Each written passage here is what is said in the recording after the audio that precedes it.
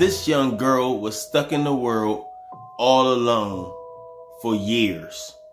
If you are into these type of stories, y'all, welcome to Vivid Dreams episode 13. I'm going to cut to the chase. Let's get into this vivid dream. Viewer discretion is advised. Emily was a young girl growing up, had all her doctor's appointments, very healthy, like to play, do all the regular stuff that people do. And as she got older and stuff, she was always the healthy type, she still did her little jogs and runs and stuff. But overall, one day she started getting really sick. And she started trying to do stuff, but she felt woozy and her head started hurting until eventually she hit bed rest. And then before you knew it, she ended up in a hospital. And when she was in this hospital, all she could say is she just couldn't get herself together. She felt woozy, she kept feeling hot, she felt dizzy until eventually she slipped into a full coma. During the time she was in the coma, she would wake up all of a sudden and look around, and she's the only one in the world. Like, there's nothing around her. Nothing she sees. It's all desert and it's clear, and she just see nothing. Way from afar she see woods and stuff. So she starts to walk, and she's hiking and stuff, and she's dehydrated. She's walking across the bare desert, and right as she's walking across the desert, she was finally get all the way across to the other side. And after walking miles and drinking creek water and dealing with different wildlife, snakes and stuff, desert, but she kept going, and she kept trying to figure out where's society at, where's life. I can't find nobody anywhere. And then eventually she'll get to this town, and as she breaking through the brush and the woods and stuff, she'll come up to the back side of this town, and she'll look around. Everything is trash. There's not a person in sight. All the buildings look vacant. It look like these towns haven't been touched in years, decades, centuries. And she would look around, and she's trying to figure out what it is. She crawling through all the junk and stuff. She'll come out the other side of that area, and she's like, where am I? And then she'll start walking again, and she'll keep hiking and hiking. And she's just looking at all the lost city buildings and stuff all destroyed. There's no wildlife. Like, you see the wildlife is taken over. You see like animals and buildings and trash all over the ground. And eventually she'll make it to what was her loving home. And when she walked up in front of her loving home, she was expecting to see this beautiful house and stuff, but when she walked up, the house was all deteriorated. Looked like no one lived there in years, decades, centuries. So she's trying to figure it out, and she's looking around, and she's just like, what is going on? Where is everybody at? Am I the only one on earth? So she'll leave right there, and she'll keep walking, and then she started going through like a heavy brush and heavy woods and stuff, and at some point she'll feel like something is watching her. Now, meanwhile, in real life, there's some people, they're getting dressed, putting on nice suits and stuff, and getting ready to have a good time, and like not really a celebration, but like just getting formal and nice. And in the real world, as they getting ready, you see the girl, the lady, she's putting on clothes, and then you flip and you see other families, and they getting dressed and they getting all ready and stuff, and everybody's want to head out to this big event, this big celebration.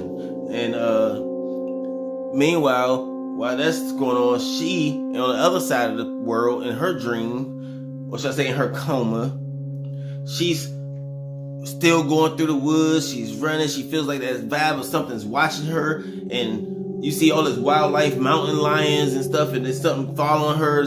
But she's picking up this will to want to live, and she starts trying to run. She just runs for it and stuff until she comes up behind this big vacant property, and then she would go inside of the property and look around, and she walk up to it, she walk around the brush, walk to the front side, she starts to go in and stuff, and she go in there and she look around, she realized everything in here is deteriorated.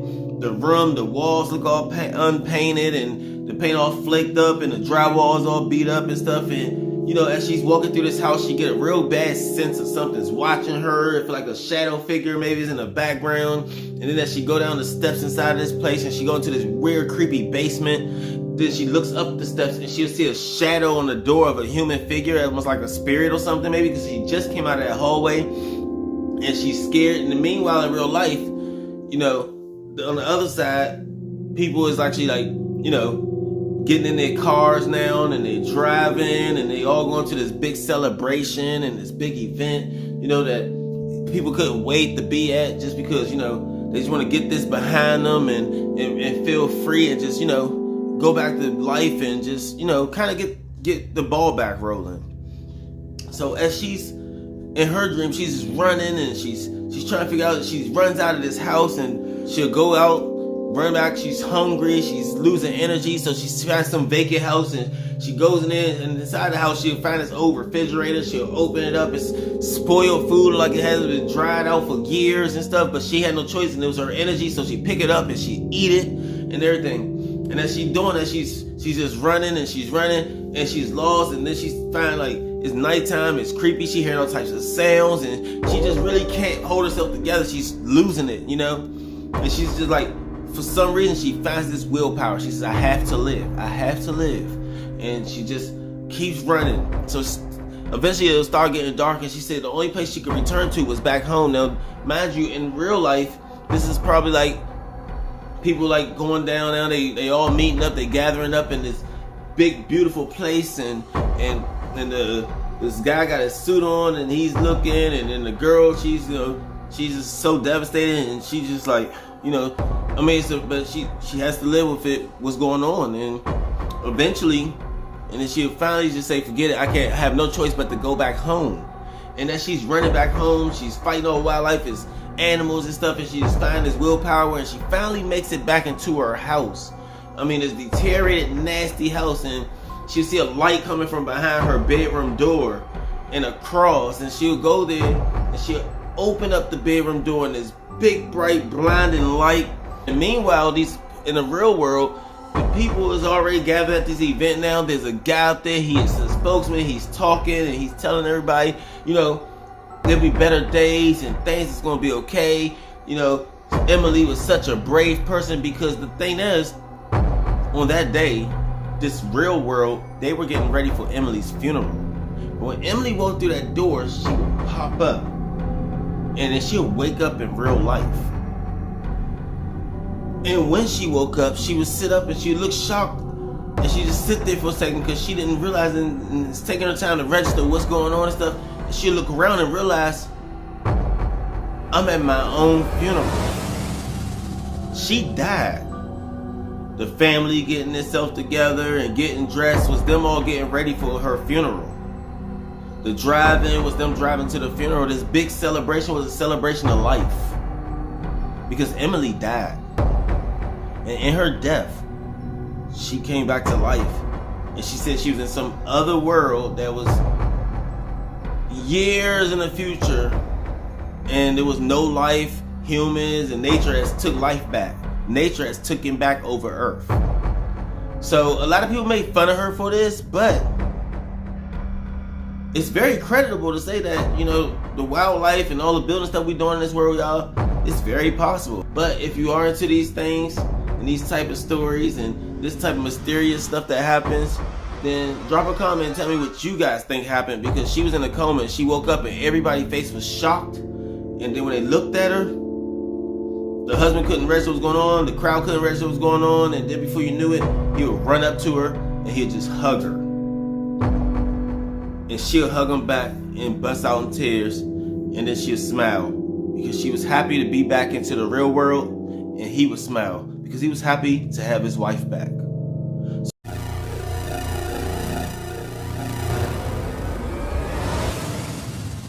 In this story, Diana and Steven will give birth to a little girl, Amy, that they so adored and they loved, and they always, play with her and pick her up and, really give her like the attention she needed as a young woman, a little girl. So as time would pass, and this little girl would start to get older, they would start noticing weird stuff, like when she had her, food, she would take her stuff and stack her food into a pyramid, and then she would just sit in front of it, and then she would just take her knife and start stabbing into it, and then they say, hey, calm down, stop, what are you doing? Which is a plastic knife, she's still a little girl at the time, so, her parents started really kind of looking into her mental state. But, sometimes she'll go back to normal, act normal, play, and have fun, and, do stuff that regular kids do. But every year she gets older, she just get more and more weird, like, kind of stay to herself. and started finding herself in a really dark place. And before you know it, she was isolating herself from everyone. She just stay in this room, and every time she had dreams and stuff, and she's still a little girl at the time, every time she had dreams and stuff, she would come out the room and she would just say, "Mommy, I'm sorry about what happened to all the kids at the park today," because the mother was a teacher. And she'd say, "What?" And then she's like, "I'm sorry." And then she'd just go back in the room. Her mother would go to work that day, and when she get there, she'd take the kids out to recess. All of the kids would just like start getting head hurting and headaches, and the parents and the other teachers and staff is kind of running around trying to help each student. And she'll go home and she just think, "My daughter told me this before I left the house." And then she'll go home and her daughter again wants to be in the room in the dark place as always, and she sits on this bed and she kind of thinks to herself, and she really isolated herself at the time because she's starting to become, as she got older, noticing that she was a menace to society. She was not good for society. She knew this, and there was nothing she could really do about it. So she kind of started isolating herself even more and more. She even had a few times when she thought about committing suicide, but she wouldn't. And as time go on and stuff, she'll just come back out the room at night in the middle of the night and go, as she sleeps, she'll come out of the room and say, "Mommy, I'm so sorry about Uncle." And then she's like, "What about my brother?" She's like, "I'm so sorry." And then she just walked back in the room. And when she walked back in the room, later on, about an hour later, she get a phone call that her brother was in this tragic accident and he didn't make it. He was rushed to a hospital and pronounced dead. At this point, the mother and the father, they're going bizarre. They trying to figure out what's going on with my child. They take the child to see different doctors and stuff. And she knew it, and she said, "I'm sorry, Mommy, I just can't stop doing it."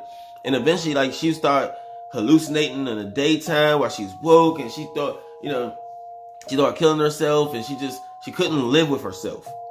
But things will only get worse because as time went on, she would tell her parents again in the middle of the night, "I'm so sorry. We shouldn't go to the beach tomorrow."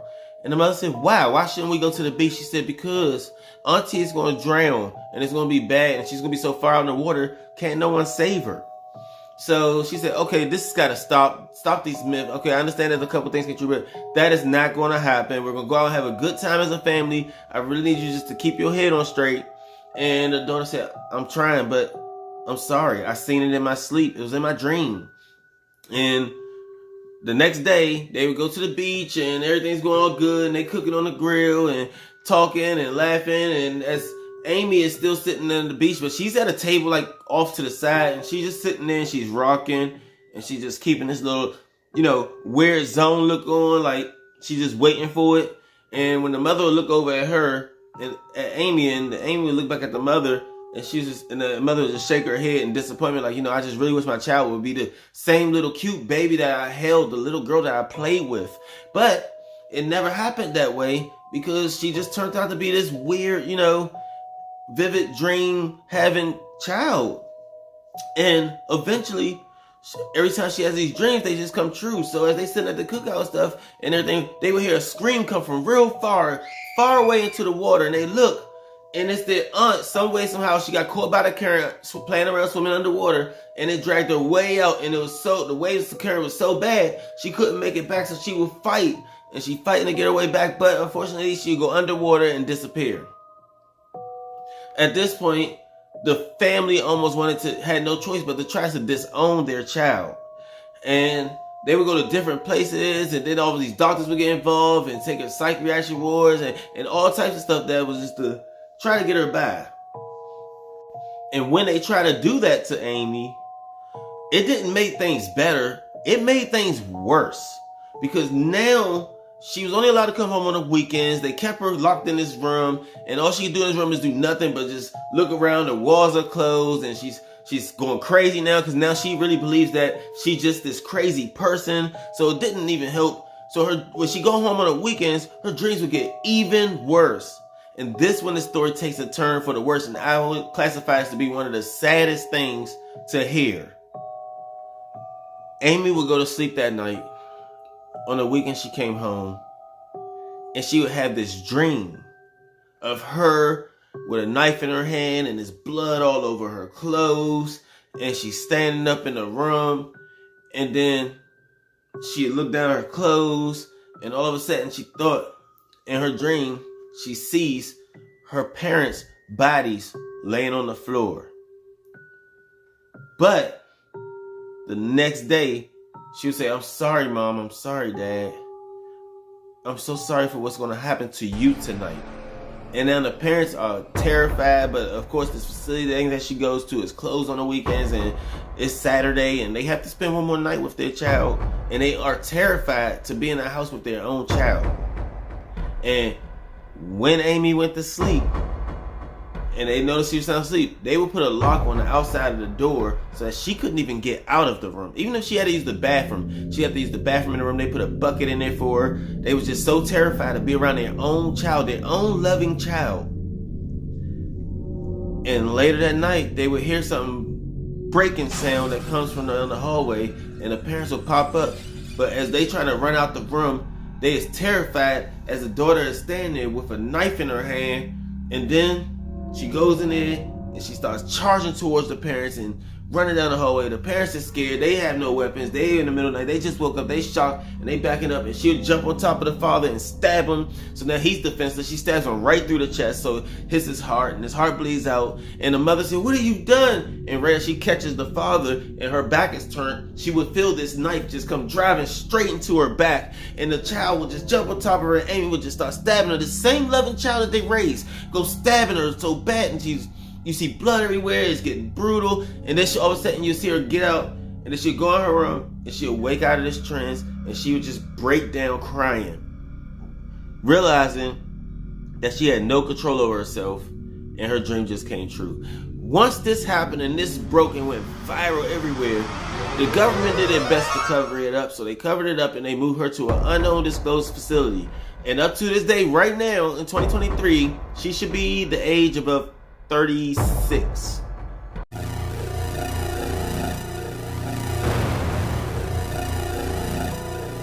Katie and Christopher will be married for 5 years before they give birth to a little girl named Charlotte. And Charlotte in this story was a happy young lady. She used to always run around, play, and really connected with her parents and stuff. And they moved into this house and finally got their life settled, and everything they expected and wanted and needed was happening. So this life was going perfectly fine. They had a perfect neighborhood. The neighbors was fun, and the neighborhood was quiet. You know, you had a little police patrol at night and stuff. So, you know, they were really in a safe place until November the 14th, where the break-ins would start happening.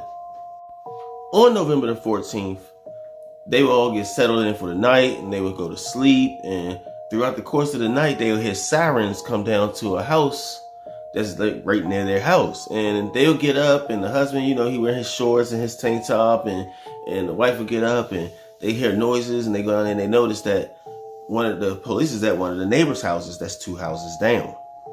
During the investigation and them being nosy, they go downstairs and look out the door, and they see the investigation going on. They see the body coming out of the house, and now they know someone in the neighborhood had died. They know people in the house, but they don't sure who died yet. And all of a sudden, the police come and say, "Hey, did you guys hear any type of noises or anything throughout the course of the night?" And they say, "No, we didn't hear anything, actually, until you guys pulled up with your sirens and stuff. I mean, it's been a quiet night. This has always been a quiet neighborhood. It's never really been." And the police also say, "Yeah, well, you know, I've been patrolling this neighborhood for over 10 years, and I've really never heard of a break-in as well." And basically, they would say that, share a couple more words, and then they part ways. After the police had said his few words in exchange, and then he left and he part ways after asking them questions, and they went back in the house and they went to sleep. The next day, they'll find out that 2 people in the house actually got killed. It was a husband and wife that lived there, and they both were killed. Someone came in the house in the middle of the night and shot him point blank range, and then the good 2 days later, they be asleep again, and all of a sudden, they would hear sirens and stuff around 5 o'clock in the morning come barreling down their street, and they hear fire trucks and stuff. And all of a sudden, another neighbor's house was broken into. And this round, that house was actually caught on fire. They burnt the house down, and one of the persons in there had passed away, you know, smoke ventilation, and the other 2 had made it out. So Katie and them is like, okay, now this neighborhood is starting to get a little, scary. And Christopher is agreeing. He's like, I don't know if this is a perfect neighborhood for us to be in. So 2 days later, they go to sleep at night about 5:30 a.m. They would hear the sirens coming to a house close to them, which is their neighbor's house. And now they like something weird is going on in this block, and then the police will come and the crime scene tape will go up, and this round somebody else was shot point blank range. It was one of the neighbors and very good friend of theirs. And Christopher was like, you know what, this is getting too close to home. So they would pack up and then they would move to another whole area. Once moving to this area and getting settled in, Katie would go down to the local school and enroll Charlotte in school. And now Charlotte's going to school in this new neighborhood. She's making new friends, and days will go past. And, the husband, Christopher's getting back to work. And Katie, she's doing her thing. She's going back to work. And Charlotte, she's doing her thing in school. And everything's running smooth until the following 3 weeks. 3 weeks later, Charlotte will go to school and she's hearing around her friends, and her friends talking about something. You heard about a house that got robbed and somebody came in there and shot 2 people point blank range and all this other, crazy jazz. And she's like, oh my God, that reminds me of my old neighborhood. And she got to tell them stories about her old neighborhood to her friends, and friends like, ooh, yeah, that kind of sounds like similar to what happened. Maybe you should say something to police. And she was like, no, my parents just said we should probably stay out of it. And then all of a sudden they would go home and they getting settled in a new house and they go to sleep that night. And that night it'll start all over. They would hear ambulance come barreling down the street. They hear fire trucks, police officers and everything come speeding down the road, and it'll go to the house across from them.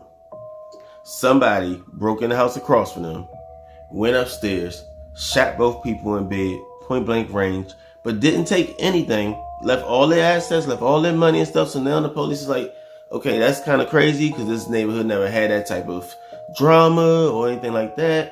And then a couple days later, you would see another house breaking and the police coming around 5 o'clock in the morning, and it started all over again. So that time it hit like 4 houses, but this one really struck close because the 5th house they hit, in the middle of the night, somebody came in, went up the steps,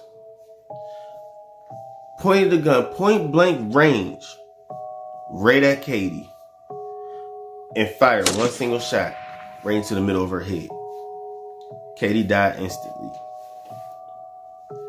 David will wake up, see his wife dead. Her daughter comes running in the room. She's crying. And there's no sign of forced entry. There's no sign of break-in. They just know whoever this is, the police is thinking, this person's getting really professional. And, we got to find this person fast because now he's hitting another neighborhoods. Meanwhile, they get up dressed for the funeral and stuff, and they get, their wife buried, and, Charlotte is now looking at her mom, and she's just, she's devastated, and they get through the funeral and they get past this. So now it's just Christopher and Charlotte left. Meanwhile, after the funeral service and stuff was over, Charlotte nor did Christopher could withstand being in that house at this point. So they both decided to pack up and go to a local hotel, stay there for a couple of days so they could figure things out, and maybe David can get an apartment and, just something for them too. And, they still moaning over the whole death of the mother thing and somebody coming in their house and shooting point blank range. And then the father, waking up, Christopher waking up and looking at, it's just a lot to process for them. So at this point, they went on, he got a hotel, they sold the home, and they found the buyer and they sold the home, and they went out and they got themselves a nice apartment. And all of a sudden, days later, it'll start all over again. Somebody in an apartment downstairs on the bottom floor, they'll hear police and stuff 5 o'clock in the morning coming to the building.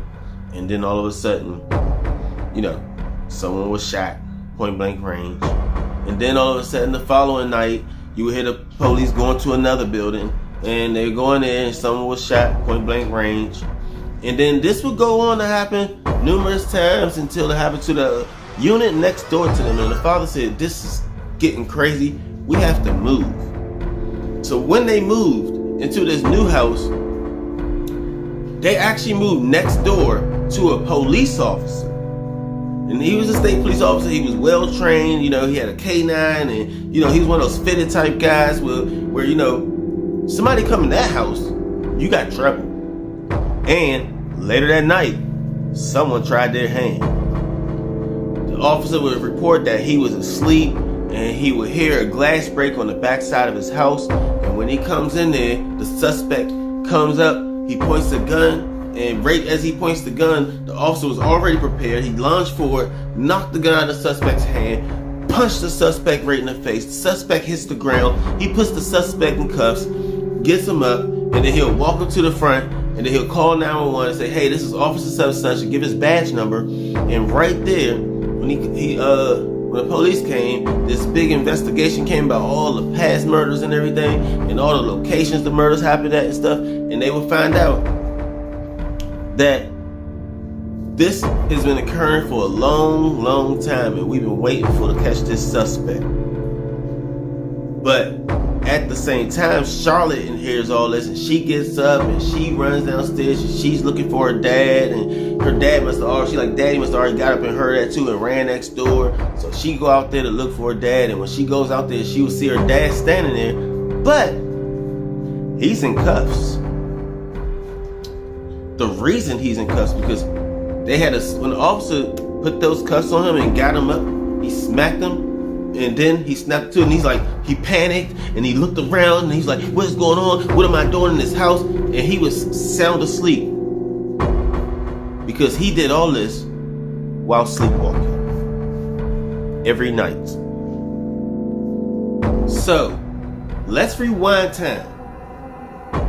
That means when they moved into that first neighborhood, Christopher would get up and he'll middle of the night, go down to the out of the house, walk in there, shoot both people in the head, point blank range, and leave, and then go back home and get in bed, and then wake up when the police and hearing the sirens come riding down the street to go investigate a murder that he just committed in his sleep. And then they'll get back up, and he don't even know he left, and go down there and you know, be shocked by it. So the killer that they were moving away from, they couldn't get away from because it was him. So that also means the night that he thought somebody came up the steps and went in the room and shot his wife point blank range in the head, no. That means he rolled over in his sleep, reached in the drawer, grabbed his pistol, rolled back over, pointed it at her, shot her, put the gun back, and then woke up because the daughter came running in the room. Charlotte came running in the room yelling, and it woke him up out of his trance, and he looked down and realized his wife was dead and said, "I can't believe I slept through this." And the entire time, Christopher, was the one committing all these murders. When they moved into the apartment and then somebody died downstairs, that means him in his sleep went downstairs. And the police and the court and stuff did not believe this. So they did an experiment. They put him in a cell, loaded a gun with blanks, and then left it there. And eventually, they just waited. 2 days ago passed, nothing happens. But that night, something would happen. He'd get up in the middle of the night, take the gun, and start firing at the guards. But, of course, it was blanks. They went in there, they shook him and woke him up. And that's why he's not on the top crime murder list or anything, is because they justified, he was sleepwalking. It's a disorder. So it's not countable, you know. So he didn't go to jail for it. They moved him far out in this island where he just lives by himself. And the only people he gets to see are doctors, lawyers, attorneys, or anything that's important like that goes and pays his bills for him. And his daughter still comes and see him all the time. And his daughter, as he was sleeping at night and stuff, killing people in the past, and you know, not knowing he did it, not intentionally killing people in the past, His daughter, on the other hand, she got older, she graduated college, she got a nursing degree, and then she went on and got her doctor's degree, and she became a very big time doctor. So the past was about murders, and now she's all about saving lives. That's gonna do it, guys. If you got something out of my story, please hit the like button. Turn on all notifications so you don't miss any of my 3 to 4 weekly uploads. And if you don't want to watch them singly, every Sunday I post the top 3 for the 3 videos I posted out of the week. I put them all into one so you can binge watch. That's going to do it, guys. See y'all.